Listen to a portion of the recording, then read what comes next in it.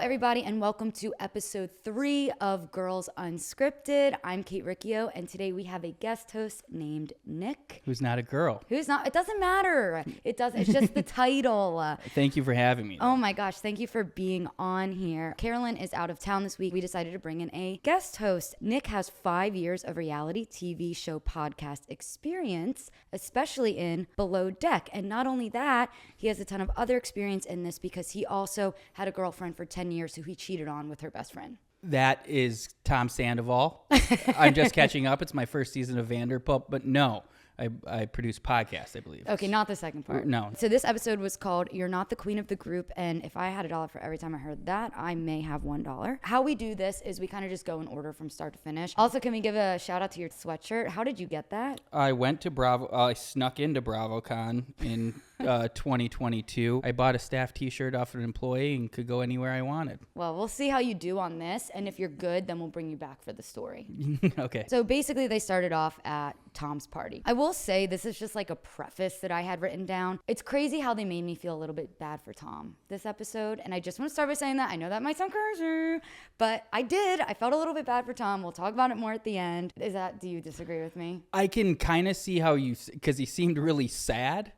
But I just don't like the guy, mostly based off his voice, not even knowing the back story of the Sandoval, even though I've caught up. He's definitely down on his luck, but I still have no empathy for him. Yeah, that's fair. Do you know anything about Maya, the dog? Oh, I know. I actually did quite the research on Maya. I'm very well schooled on the animals. Okay, great. I got all their names down. Maya, Graham, now Hippie. Gordo, Butters, Lily. Oh, yes. Mr. Banks.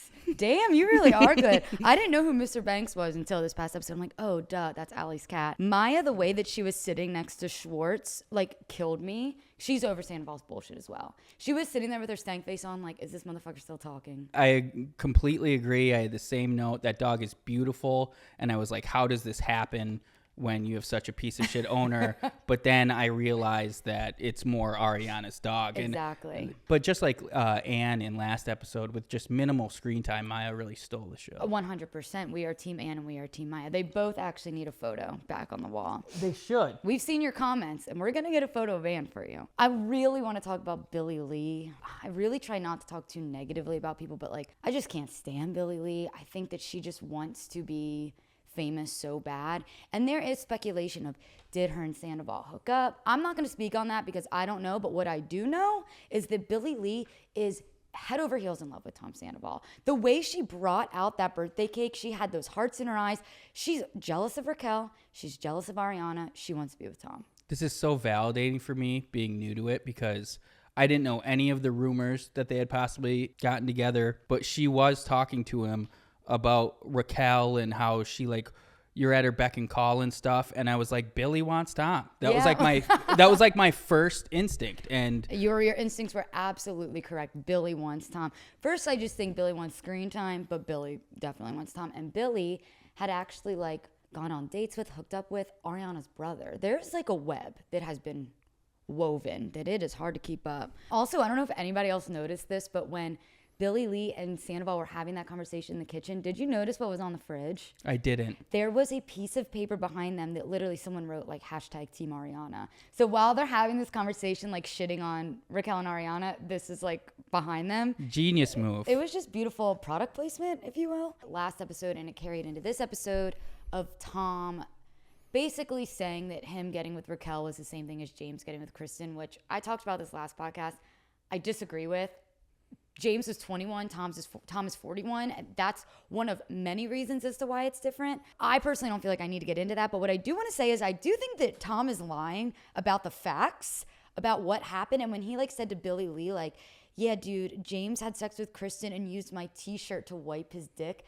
That's not true. How would you get that information? Out of anybody who's leaking, who shared that? Like, did you walk, like, if you would have walked in on them doing it, we would have heard that by now. But all we know is that it was in my bed, dude, with my condoms. That's all we've ever heard for the last 10 years. This t-shirt news is new, and I don't believe it.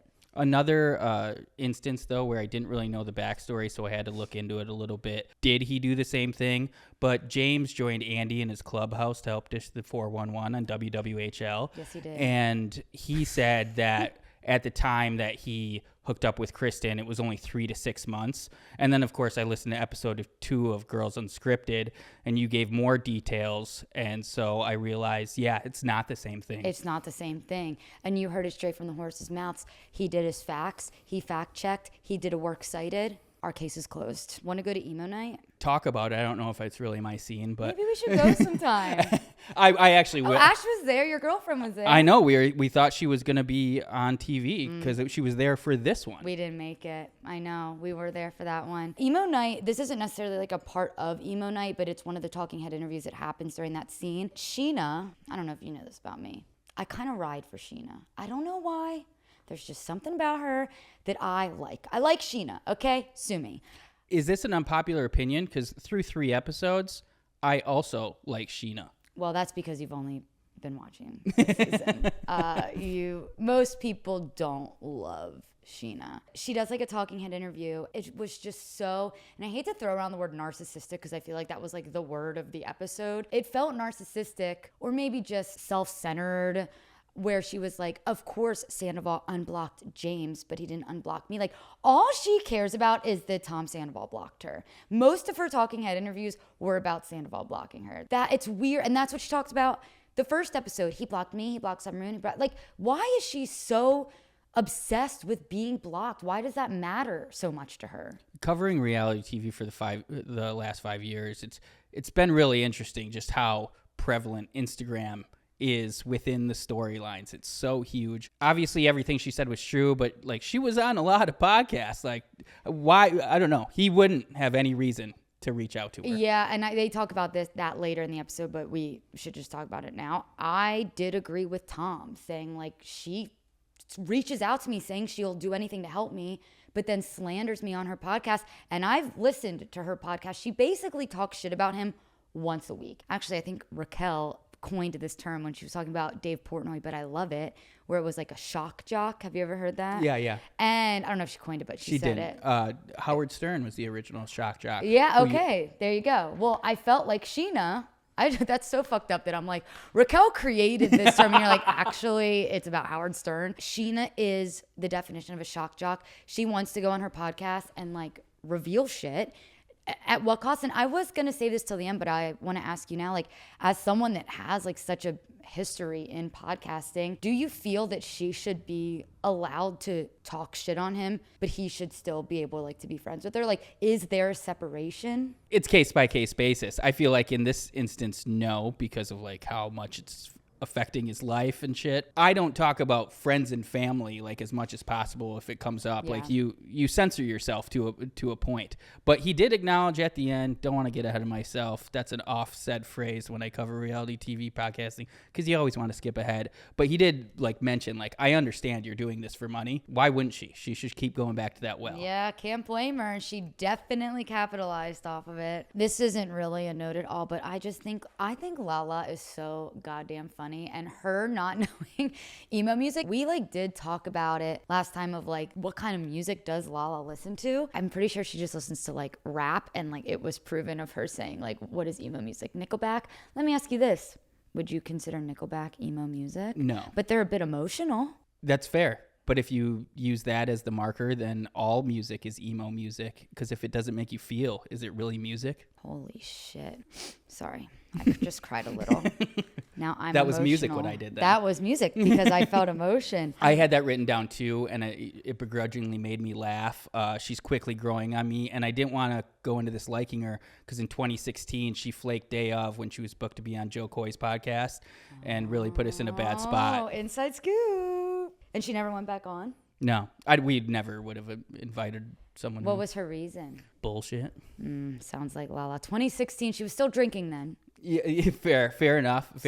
But yeah, she's been extremely likable through 3 episodes. I'm really happy for Scheana that she's getting to be this musician that she's always wanted to be. All she's ever wanted to do is perform. I really am happy for her. But for her to sit there and say that she never really wanted to be a pop star is kind of the craziest thing I've ever heard come out of her mouth. And that's saying something because she said a lot of crazy shit, let me just tell you.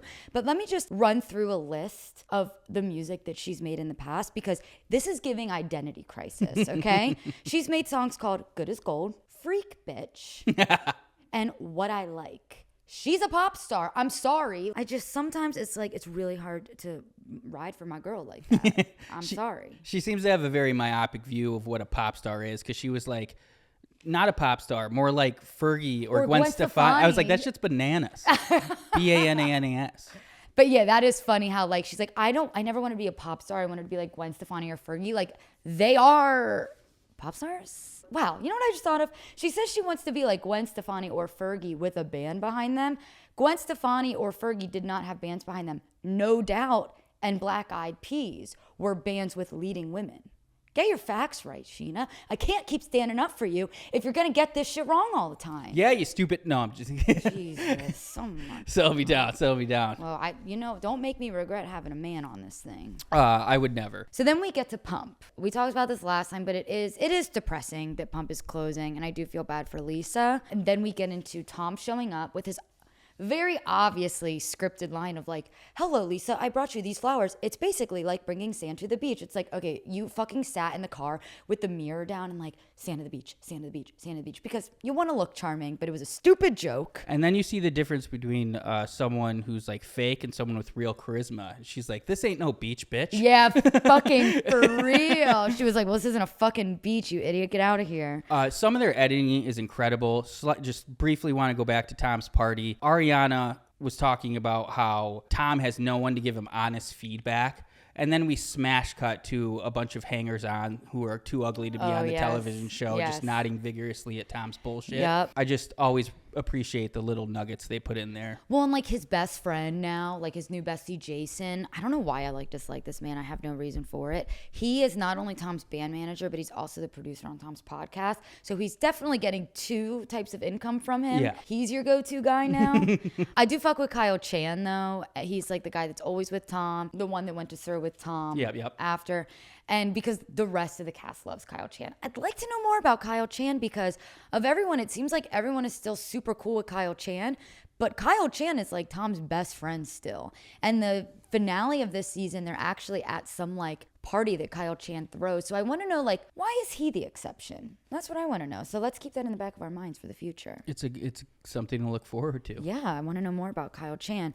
But then Sandoval starts having this conversation with Lisa. And first I just want to say, guys, I'm as tired of hearing about your housing issues as I'm sure you are talking about it, Tom and Ariana. Trust me, I don't want to fucking hear the word house ever again. I wrote that I do love that Tom brought up Scheana's podcast, like we said, because she was messy. And I actually did listen to that episode that Tom refers to with this Nima guy on it. And while listening to it, I actually didn't know who Nima was. And I just thought to myself, this guy kind of just feels like an opportunist who's like pouncing on the fact that like he has a chance to stay relevant. I didn't remember any of the things that he talked about in the podcast, but I did think to myself, if Raquel was like that upset over what was said and Tom was that upset over what was said, why was Tom, I don't know, repeating it? Indeed. I'm going to be honest with you. I kind of got lost in thought there. Sorry, I was trying to remember something. No, I liked it. It was bad podcasting. I want to know. Okay. It was back slightly before they got to Pump. I did. I'm a little quick for you. I'm quick on the trigger. They were Ariana was back at the house and Anne was there. And oh my gosh, I did forget that part. Yeah. And I wanted to mention we can't miss Anne parts. No, you're absolutely right. I went right past. I'm glad you did that. I'm glad. Okay, good. Anne's just such a superstar. But then we also had Maya. It was just two juggernauts on screen. It was like Robert De Niro and Al Pacino in Heat. It was really my favorite scene. And the chemistry between the two of them. Yeah. But how fucked up is it that Anne was the one cleaning up that party? Maybe that is what a personal assistant is supposed to do. I don't know. It's just weird. I'm so happy to hear that she quit, right? She started a pod? Yes. Yeah, genius. Capitalize, Anne. So we're back at Pump. Tom and Lisa get into a fight.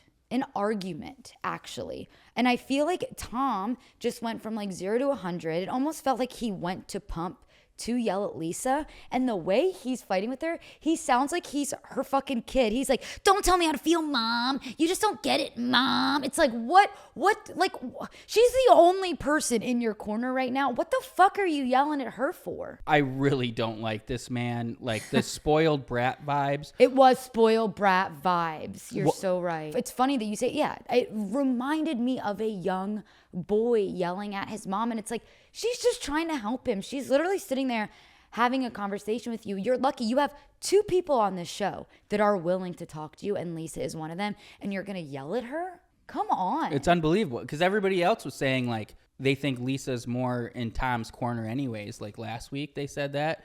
And she is. Yeah, so don't bite the hand that almost literally feeds you. She is in Tom's corner. But when Tom was saying that he was contemplating hurting himself, he knew that that was something that was going to pull at Lisa's heart. And when I hear him say that, I feel like it's a last resort. Well, the reason not like the Papa Roach, because that's about suicide, but no, it's a last resort for him to get PR. That song's about suicide. I think so, or cutting Cut yourself. My life into pieces is my last resort. Suffocation, no breathing. Okay, yeah. Wow.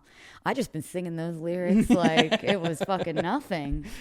I'm glad I lightened up the Oh my God, I'm gonna need to rethink everything now. Well, also in the season finale of season 10, I think it's Sandoval's having this conversation with Scheana, and Sheena's like, why didn't you just break up with her? Why didn't you break up with her? And Sandoval goes, I couldn't have just broken up with her. She would threaten that she was going to kill herself. I can't just break up with her. And there is a piece of me that thinks he saw the sympathy that Ariana got when she was going through actual mental health issues, that he maybe is saying, maybe I can get that same kind of sympathy. I also watched this show with friends that watched Special Forces. And fun fact for anyone that didn't watch Special Forces, because I never watched that show, he was actually sent home from Special Forces because he had like a full-on mental breakdown. He was like, they made him leave. So then he gets back from Special Forces for getting sent home for having a psychotic break. And then 2 days later goes into filming Vanderpump Rules. Seems like there needed to be some sort of in between. Yeah, there. maybe take some time. Maybe go to the facility Raquel's at. I don't know. I just feel like Tom truly thinks that like everyone else is crazy, and he has done absolutely nothing wrong. I get the same thing. You haven't heard him reference when I cheated on her. When like he says when the scandal broke. Like it's a fucking pop culture event. I may be in the minority here, but I mean this name Sandoval is not a clever pun. He didn't come up with it, though. I know. I don't. You don't think that's clever? I think that's genius. The words are way too different. It's scandal and Sandoval. I guess there's an anda.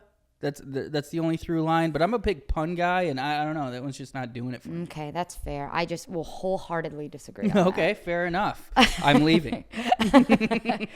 I don't have much to say about the next scene, and it's with Lala and Ariana like shopping, other than like this is a forced friendship to me. And then we go into the next scene with Scheana and Katie, and I'm like, speaking of forced friendship, this is a forced friendship to me. When they were shopping, it was at Greenwood Shop, and it has a 4.8 on Yelp. Okay, you looked it up. Narrow 1-star review, so good job by them. Yeah, I don't know if you know much about Lala and Ariana. I will stand by it. I think they fucking hate each other, and I don't know why they don't just admit it, but whatever. With Scheana and Katie, I didn't even have much to say about that interaction other than I do believe they are trying to be friends. I also believe they are just not meant to be friends, and that's okay. And when this show ends, mark my words, unless Katie has a kid, they will never speak again. If Katie has a kid, obviously Scheana's going to want to do play dates and shit, 'cause that's what she does, but they're never going to speak again. I completely agree. These people talk about their friendships like their relationships. She's like, maybe this go around, we're going to give it a real shot this time. It's like, friendship shouldn't be hard work. They're people you gel with. Yes, you don't put in that much effort in real life. But I guess it is a little bit different because they're on this show together, so they kind of have to be friends. They were at Thai Show in Sherman Oaks. I really love all this research you've done. Go on. It has a 4.4 rating on Yelp. I did find one-star review from Tony Do Young K. He said, this place says they are the best Japanese restaurant in Sherman Oaks. Now, how do they come up with that nonsense? Opinion from the owner and staff that has zero palate. Plus, someone there stole my glasses. WTF? Oh, But you know what, Go at though? your own risk. They got a fucking ginger lychee virgin mojito. Yeah. I'll take that over your glasses any day.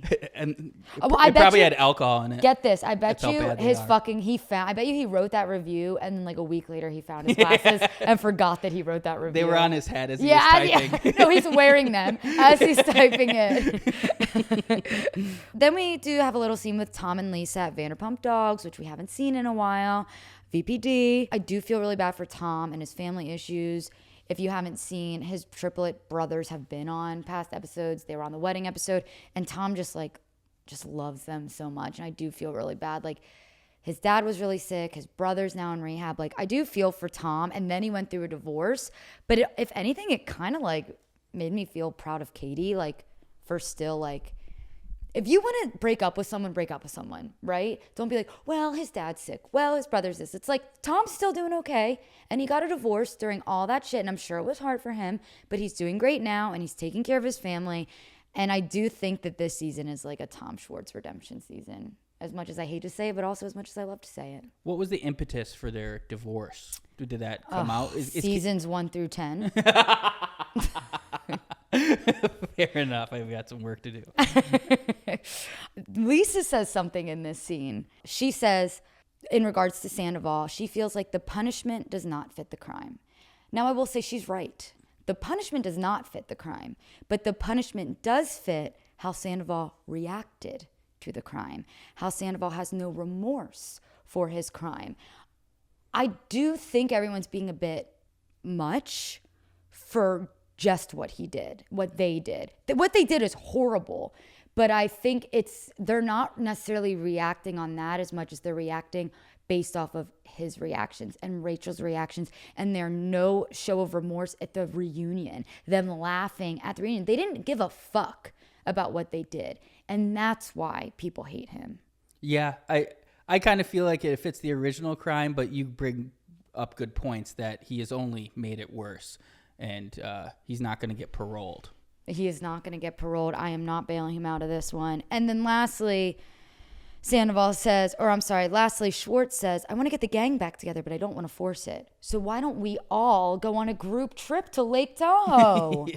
Seems a little forced to me. I don't love that was put on Schwartz. I understand why it was, though, because he's really the only link between Sandoval and the rest of the group. But Schwartz is just not like a planner. He's not the guy that does this. And obviously, he's an easy person for Ariana to be like, fuck that, I'm not doing that. I don't understand why Lisa couldn't have been like, everyone, I'm opening up this new restaurant and I want you all to come and be the first people to eat there. Like, that would have been so much easier than Tom begging people to go to Tahoe. I am your God. I demand you be here. I gave you all lives. Come to my new restaurant. And they have to say, I mean, here's the thing. They have to say yes no matter what. It's production. Yeah. That's the plan. This whole go around of them being like, I don't want to go. It's like, you have to go. Like, I'm not buying this anymore. I'm excited, actually, for Wolf by Vanderpump and seeing them all there. That'll be whenever Lisa says she has a new sexy restaurant, I think she doesn't know the difference. Oh, this is mean. I think she doesn't know the difference between sexy and tacky. Because, like, Sir is the tackiest place. I love Sir, by the way. But Sexy Unique Restaurant, it is very unique. And it's a restaurant. I only been there one time. My sister came out and visited me in 2017, who's a big Vanderpump fan. We did the whole tour, and it was the weekend of Andy Cohen's baby shower. So Shut the fuck up. Is that the one where like Lisa Rinna was up on the table? We didn't. I don't even know. I don't even really watch Housewives. I don't know why I just got so excited by that. Anyways, go on. My sister ran into a couple of Real Housewives of Dallas, and they chatted like old friends, and it made her world. That's really cool. Yeah. Well, and Carolyn and I have talked about this, but I didn't really share this story. I went to Sir back in 2014. Before I had ever even watched Vanderpump Rules. I think it was 2014 must have been like second or third season. And my mom watched Vanderpump, but man, she was a huge Real Housewives fan. And we ate at Sir. Apparently Katie like served the table next to us. I had no idea. I'm like so upset with myself. But when we were leaving, Lisa Vanderpump was walking in, and it was just like my family and her like crossing the street. And seriously, like the nicest woman was, oh, did you just eat it, sir? How was it? Did you like it? Like, talk to us. And my mom, like, I've never seen someone truly struck from starstruck. She was like, and I was like, it was really good. Thank you. Like, but like, you just don't expect them to be so nice. And they really are. They can be so nice. Should have got the exact date, but my sister also visited me last fall. I think it was late 2022. Okay. And we went to Schwartz and Sandy's. And this was like, it honestly might have been like the day before everything like broke. And both the Toms, Ariana and Raquel were there, and she got pictures with them. Wow, you are so lucky. She wrote like the sweetest Yelp review. My sister's like the sweetest person ever. She would only write positive reviews. She's like, everything was amazing, blah, blah, blah, blah, blah. And she like posted the pictures that she got with the people. Oh, no. And it went viral. Vanderpump and reality TV groups. Your sister's probably all over the Reddit. Yeah, I guarantee she is. She texted me the other day, just like a out of nowhere update. She's like, my Google review has 2.3 million views. Holy shit. All right, so now we are at the final scene of the night. We are at Sir. See you next Tuesday to be exact. And first of all, I don't know how good of an outfit judge you are, but I'm going to tell you right now, what Lala was wearing was absolutely hideous. I don't know if you clocked that. It was the ugliest thing I've ever seen in my life. These are the type of details I have to be told to look for. I'm really... Go back and watch. You'll be appalled. Appalled. I see the forest through the trees. I'm not like looking at the individual trees. Well, look, I appreciate a risk. I appreciate that Lala dresses a little different. I like different, but this was just... I'm speechless. She didn't have any pants on, right? Yeah, there was some bare ass Yeah, there. yeah. Which I don't hate that all the time. I think that's kind of a look these days. But it was too much. It was too much. I don't know if you caught this. I just feel like they looked so out of place sitting at their little table at Sir. I don't know if it's because they're all like 40 now or what it like, if that's it, or I don't know. And they're at a bar all talking about sobriety.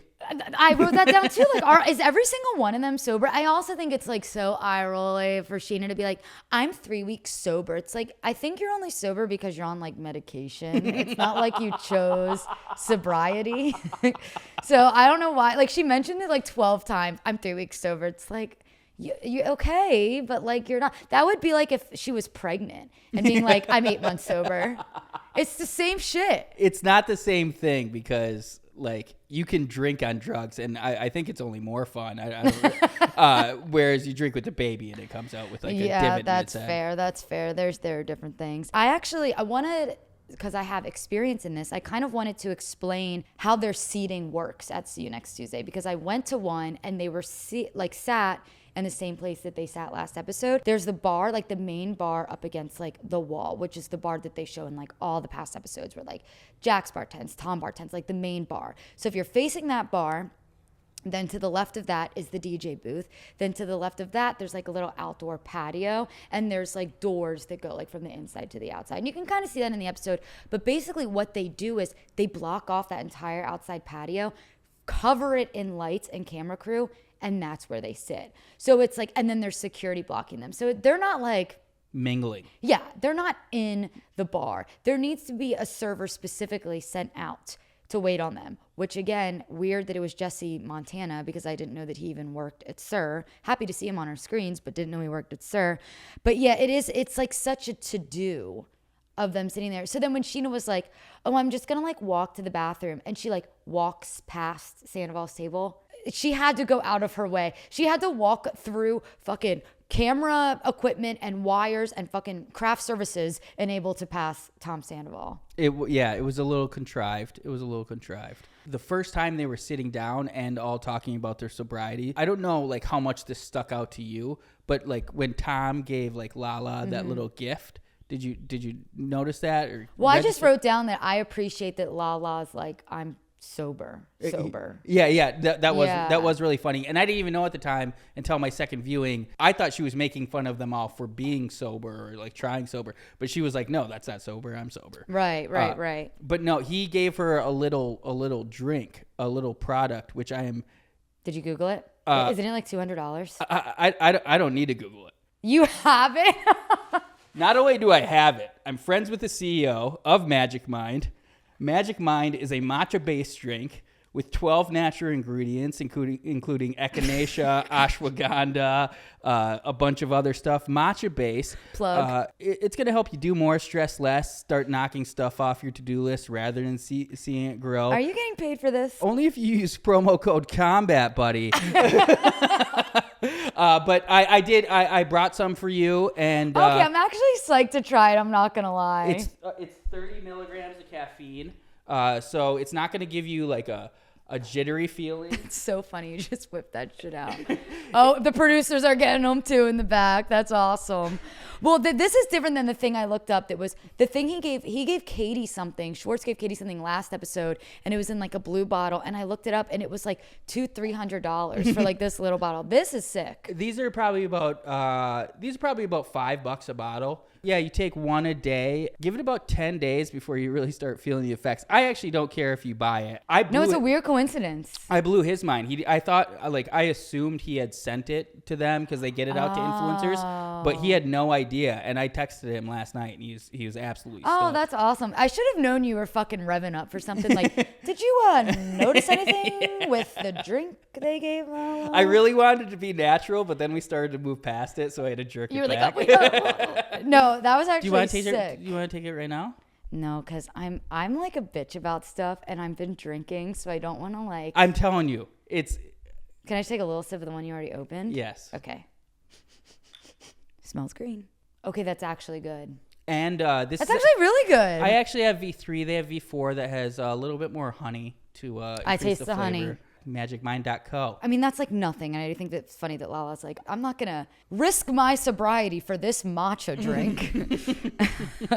But you know what? More power to her. Then I wrote down, I mean, there's a lot of little things that happen in this scene, but the thing that really got my blood boiling is the way that Tom Schwartz talked back to Ariana, because Tom Schwartz has a tendency to fight with women more than he's ever fought with a man. I don't think he's ever raised his voice at Jax, at James, at Sandoval, and he's had plenty of opportunities to. But here we see him get mad at Ariana, raise his voice at Ariana. He's obviously raised his voice at Katie. I'm pretty sure he's raised his voice at Stassi in the past. But for him to say she has an ego when he's fucking best friends with Tom Sandoval, I just thought it was just like, that's so Schwartz. And like, I'm rooting for you, Schwartz. And that made me kind of take a step back because I thought this was your season. He only hurt himself. She absolutely bodied him. This was like just the nail in the coffin when he's like, you're not the queen. And someone else was like, yeah, she is. Right. No, she can speak for all of us. No, she literally is, dude. Chill the fuck out. Yeah, it was just weird. I don't know. He has like this affinity for wanting to yell at women. I just don't understand it. This was my favorite part of the whole episode. So, Magic Mind? No, is that what you're calling Scheana? No. Oh. I thought Magic Mind was like a TV character that wore sunglasses and a leather jacket. That's hilarious, but no. This part was great. I think we have the same note. First of all, Scheana, just this episode, says she never wanted to be a pop star, and yet she's wearing these Britney Spears-esque sunglasses, not only inside, but outside of Sarah. Then she goes outside to the back alley with Sandoval to have this conversation, stone-faced, leather jacket, sunglasses, looking like motherfucking Morpheus. Like Sandoval's the blue pill, Ariana's the red pill. Which one are you gonna choose? You get one choice. Like I could never fucking cracked a smile. She looked ridiculous, but it was hilarious. And I loved it. And that was my favorite part of the whole episode. I loved how like she was trying to like be all badass and like stern with them and just burn holes through him with her eyes. And she had planned that shit too. She had a script in her mind. But then he was like, "Oh, you look like Shania Twain," and she was like, "No, that was funny. Thank you." No, she wanted to laugh. Him saying, "You look like Shania Twain. You rode it on a Shania Twain motorcycle." Like that was a good thing to break the ice. And I actually think that was a good example of why Sandoval was so surprising, because like Tom Sandoval can be like funny and charming. Well, he could when we all liked him. It did remind me of like, that's Tom Sandoval. Like that's why this was such a big deal, because like we wanted to like him, and then he just... It's crazy for me to think that people like this man. I guess I don't know that people necessarily liked him. I wouldn't say I wouldn't say that I liked him, but I would say that I always thought he was a good friend. I always thought he was a good boyfriend. I thought he was a bit much. I thought he was extremely self-centered, but at the end of the day, like, I just was like, all he cares about is like fun and partying and bringing everyone together. That's how I felt about Sandoval. So then for him to do something that just brought people so far apart was really shocking to me. I think it might be only the first two that he enjoys. The fun what? and partying. The first two things. I think you're right. He doesn't care about people. When he loses that feeling of like the fun and excitingness with someone, he then thinks like their connection is lost. Like, his connection with people is based on if he can party and have fun with you. And when he bitches about like him and Ariana like growing apart, the first thing he says, and he said this multiple times, is like, she didn't even want to do mushrooms with me anymore, man. Like she just wants to like go on walks. Like, her idea of spending time together is like taking Maya on walks. Like, I want to like trip balls under the stars. It's like, you are 41 years old. I mean, not saying you can't do that at 41 years old, but like, if he was like 23, I'd be like, fuck yeah, man, your girlfriend should want to do that shit with you. But like, walk your dog. That's why Maya was pissed at him to begin with. He never took her for a motherfucking walk. I feel like those two should have combined their interests and just took the dog for a walk on mushrooms. Now, who's to say that wasn't suggested? That's a good suggestion. In that conversation with Sandoval in the back alley, again, Scheana talks about being blocked in one of her talking head interviews. She's like so obsessed with the fact that she's blocked. She definitely is someone that is like obsessed with social media. Mm-hmm. Like, you know it. And then I said, as much as it pains me to say, agree with Sandoval about the podcast kind of needing to stop. I think that Scheana's also right that he is kind of doing the same thing with his shows. Like, they're talking about it in their podcast. He's singing about it at his shows. It is kind of the same thing. But could you imagine like seven different podcasts just talking shit on you every single week? Does suck. Maybe one episode like going over the thing and then move on, but like, it's like, and it's not just like 7 random, I'm saying number 7, I don't know, but it's not just like random podcasts. It's like Lala's podcast, who has like thousands of listeners. Scheana's podcast, thousands of listeners. There's Katie, there's Nick Vile. It's like all Katie these. and Carolyn. What? Kate and Carolyn. Exactly. We're not just some random podcast, but we're not talking that much shit on Sandoval. We're just reporting the news. Yeah, you're right. I haven't actually said that much bad about him, except I hate his voice and he's unlikable and I don't like him. Well, you have said some bad things, but that's okay. I try not to talk too much shit about people. In general, I don't, but I mean, he's at least one I won't get backlash for. I was going to say, at least it is like a consensus. Yeah. So, and that is what made me feel, like I said in the beginning of this podcast, kind of bad for him, because although I disagree with him, I disagree with what he did, I disagree with what he stands for, at the end of the day, he's still a human, and he has just been so shunned. And not only is he shunned by his closest friends, he's also been talked about so negatively publicly. But then I go back and forth because I'm like, but he's not making any changes to fix that. When people tell me the details of what he did, I don't know, it's like pretty irredeemable. She was sleeping in the next room. And yeah. Well, I mean, yeah, that, I don't know how much of that is confirmed, but like, yeah, pretty much. But then people will say, you know, I'll give you a little. Don't go to sleep. Well, no, you shouldn't have been in the house if your boyfriend's going to cheat on you. Then you should have been somewhere. But no, so in earlier seasons, these two characters, Jax and Kristen, 2 characters that are no longer on the show, 2 cast members, Jax and Kristen and Sandoval dated, and Kristen fucked Jax in the same apartment that Tom Sandoval was in. So cheated on Sandoval with Jax in the same apartment, but people became friends with them afterwards. So a lot of people are doing this comparison game, which I understand, of like, what Sandoval and Raquel did wasn't that bad. Everybody else has done it before. That's why I do understand Lisa saying, I don't think the punishment fits the crime. But that is why I'm going to drill in that the crime, it's not about the crime.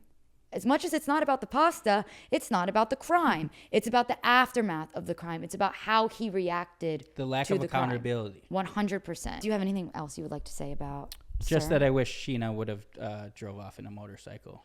Could you imagine if she was like, I have to go take care of my kid. And he's like, see, I did say it. She was like, Shania. I fucking knew it. At the end of each episode, I do write like some overall thoughts. And I normally don't have that many, but my first one is I just feel like Sandoval needs to move to a smaller city because I think Sandoval needs to be a big fish in a small pond. And I think he doesn't do well as a small fish in a big pond. And I don't think LA is right for him. I was watching yesterday with some girls that actually did say out loud, like, he needs to move out of LA. But I do feel like he would probably thrive in a smaller environment. Like if he moved to St. Louis, you know? Nashville's the spot for reality TV people. That's where all the Bachelor people go, and they are the fucking shit there. That's true. There's no celebrities. Denver's another big one. San Diego. Those are some options for Tom where he could get paid for club appearances, and people would give a fuck that he's there. There you go. And people would celebrate him as opposed to hating him. Through 3 episodes, how does this season stack up for you? I can find humor in anything. It's hard for me to say because I don't think that Vanderpump Rules would have went past season 10. I think that I think if Sandoval didn't happen, it would have been over last season. And I think as much as I love the show, obviously, I think it should have been over last season if Sandoval didn't happen. I think that it just needs some time to cook. It needs to rev up. And I have said this before, but I feel like the first couple episodes are going to be very Sandoval related. And then I hope and pray to my core that they kind of get off of that topic. We cannot have a whole season talking about Sandoval. I really hope we don't. And they'll get into some of the other stuff. But the other stuff in question, I just think is like grasping at straws. Like, half of them are fucking sober. They're in their 40s, aside from James and Allie. Like, how much more really is there? This happened on the UFC reality TV show, The Ultimate Fighter. Okay. In the early days, it was a bunch of guys in the house, and they gave them a bunch of booze, and they didn't care. And they'd start fighting, and there was drama. And now they're just all like strict athletes. They don't drink in the house. It's like they train, they fight. They train, they fight. And I need some drama. Let's give these people booze. Like, I hate to say it because I support them and I would feel the same way if I were in their shoes, but they care about their image too much. They have a responsibility to us to get drunk and cheat on each other, fights. Like, is Katie sober too? They were talking about how she used to black out in tequila. Yeah, Katie. God, I miss tequila, Katie, every single day. I think the only people that are, quote, sober is Scheana, Lala, and James, like, in moderation, right? But then, like, Schwartz is cutting down. Allie was saying she's cutting down. I think the rest of the season is going to be a lot of Katie dating, which I'm here for. There's going to be a love triangle between Katie, Tom, and this pink-haired girl, which I literally cannot wait for. And apparently Scheana and Schwartz made out in Vegas one time that no one knew about it, and it's going to be like a big bomb, and I think it's going to be like a fucking 5-minute long conversation, then we're going to be done with it. From like back in the day? Yeah, but I don't think it's going to be that big of a deal, but we'll see. I think we're going to hear a lot more about Sheena's OCD. Yeah, I think it's going to be fine. I think that if they ended Vanderpump Rules with this season, that would be okay, as long as it has a good ending. Well, you got to figure out what to pivot to. Well, they're creating a new show called The Valley, which looks absolutely god-awful. But I can't even get into that right now, too. I'll break it in hives with that. But yeah, I think that would be it. There's a show called Southern Hospitality on Bravo that's kind of like a Southern Vanderpump Charm? Rules. It's a spinoff of Southern Charm. And it's kind of like a Vanderpump Rules where there's like a Lisa Vanderpump figure and there's a bunch of young 20-year-olds that work at this nightclub and they get fucked up. Like, that is the new Vanderpump Rules, but it's just not as good. Nothing will ever compare. Speaking of old school Vanderpump Rules, though, and I've been waiting, but I have not once seen Peter. Do you know who Peter is? Pumpkin Eater? Not that one. The other one. Rabbit? No, not that one. Madrigal? Ever hear of him? Mm-mm. I think that's how you say his last name. So Peter is the fucking ride or die most loyal SUR worker that there ever was. He is the manager of SUR. He's been working there since before the show started, and he will work there long after the show ends. He is the only one that actually still works at SUR, which is why I thought we would probably see him a bit more this season, because this show is called Vanderpump Rules. It's about working at a Vanderpump restaurant, and he is the only one that works at a Vanderpump restaurant. He was never a main cast member, but he's always been their friend. He's always like been in the show. We have not seen him one time, and I'm pretty shocked, and I'm not even saying that like hyperbolically. Is that a word that Yeah, would work there? nailed it. I'm not saying that hyperbolically, but I am shocked that we didn't even see him at CERT last night. He's the fucking manager. I don't know. I'm a little like, where is Peter? Do I need to put out an Amber Alert? Do I need to put out file a missing persons report for Peter? An APB.